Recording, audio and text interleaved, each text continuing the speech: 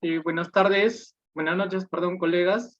Soy el doctor Gabriel Enríquez Maón Casaire, especialista en medicina de emergencias y desastres, que son médicos residentes en formación de esta especialidad. Y bueno, me tocó hacer una capacitación de lo que es las crisis hipertensivas en lo que es en el ámbito de emergencia. Vamos a tener en cuenta que esta patología es una patología muy común. Vamos a tener el objetivo del por qué es tan importante nosotros poder identificar este tipo de patologías. ¿Ya? Vamos a tener que nosotros definir que una crisis hipertensiva es un estado hipertensivo agudo y nos va a conllevar a realizar un diagnóstico rápido y un tratamiento eficaz de este. Ahora, la emergencia hipertensiva por tal, la idea es identificar la entidad clínica del daño del órgano diana. Y ahora, muchos se preguntan cuál es el nivel de presión arterial en el cual nosotros evidenciamos para poder decir que es una crisis hipertensiva o una emergencia hipertensiva o una urgencia.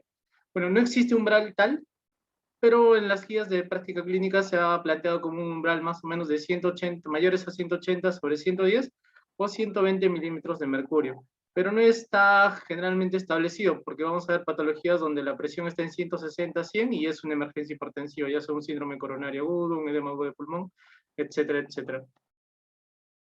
Vamos a tener en cuenta definiciones claras, que la tienen que saber, las tienen que conocer, que son que una crisis hipertensiva es una urgencia hipertensiva aguda o una emergencia hipertensiva.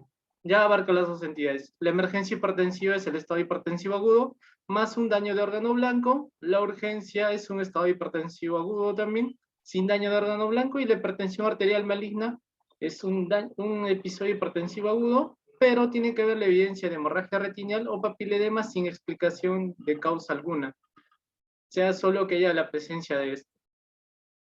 Ahora, hay otros conceptos relacionados a estos, ¿ya?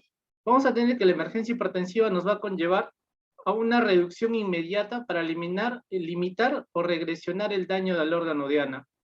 La hipertensión maligna nos tiene que tener evidencias de presiones arteriales mayor de 200 a 120. Acá sí está establecido lo que son los valores de presión arterial. La encefalopatía hipertensiva es una entidad clínica donde el paciente va a venir con un estado hipertensivo agudo, con convulsiones, letargo, ceguera, coma, en las cuales no hay ausencia de otra explicación. Y una entidad rara, que es la microangiopatía trombótica, que es la presión alta asociada a lo que es a hemólisis y trombocitopenia, sin causa explicada que podamos evidenciarlas. Ya, vamos a dar un flujograma rápido de lo que nosotros podemos ver en las entidades clínicas. Tenemos que tener la presión arterial elevada. Vamos a tener lo que es nos vamos a preguntar si está habiendo daño de órgano diana. Si no hay, es una hipertensión no controlada o una urgencia hipertensiva, ya sea cuál sea el caso. Y si es que hay órgano diana afectado, vamos a ver las siguientes entidades clínicas, que son la hipertensión maligna, el síndrome coronario agudo, el stroke, la patología de aorta aguda y lo que es la eclampsia o la hipertensión asociada al embarazo, ya sea eclampsia, preeclampsia severa o el síndrome de Hell. Cualquiera de ellas nos va a llevar a un tratamiento independientemente de su patología. No solo un medicamento se aplica para todos, sino hay que saber seleccionar y saber qué medicación aplicar. Ahora, el abordaje es relativamente, va a estar mediado por los síntomas del órgano diana afectado, ¿ya? Vamos a tener que preguntarnos si el paciente tiene cefalea, alteración visual, síntomas neurológicos, dolor torácico, disnea, etc. Y es muy importante en este caso los antecedentes del paciente, porque hay que tener en cuenta si el paciente es un paciente crónico, del cual no ha estado utilizando su medicación y el episodio apareció de manera crónica.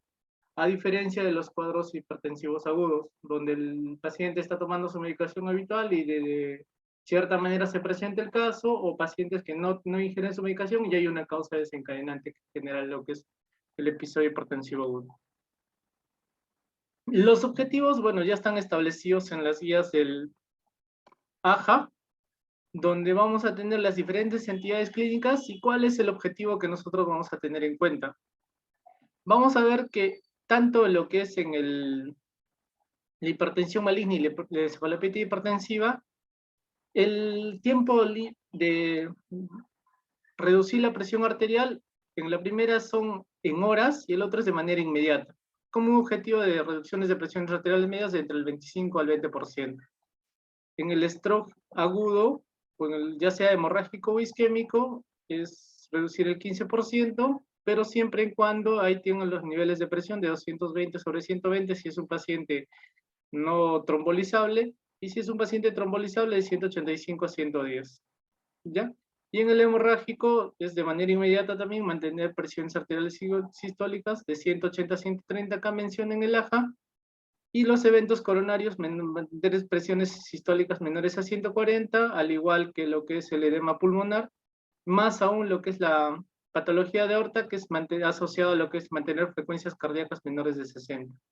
Y igual en lo que es la patología asociada al embarazo. Ya los medicamentos de elección, generalmente casi para todos, son labetalol y nicardipino, lo cual es en la mayoría de emergencias van a encontrar lo cual es el labetalol, que ya posteriormente ustedes saben lo cual es su mecanismo de acción, y de alternativa tenemos casi para la mayoría de lo que es el nitroprusiato, aunque esto nos lleva a un cierto grado de toxicidad y a la utilización adecuada de este medicamento. Entonces, chicos, no es una patología muy difícil, por así decirlo, pero hay que identificarlo de manera clara, ¿ya? Entonces, hay que saber definir cuándo es una urgencia, cuándo es una emergencia. Si es una emergencia, el tratamiento es endovenoso y es inmediato, y si es una urgencia, el tratamiento es bioral y la reducción progresiva tiene que ser entre 24 y 48. Gracias.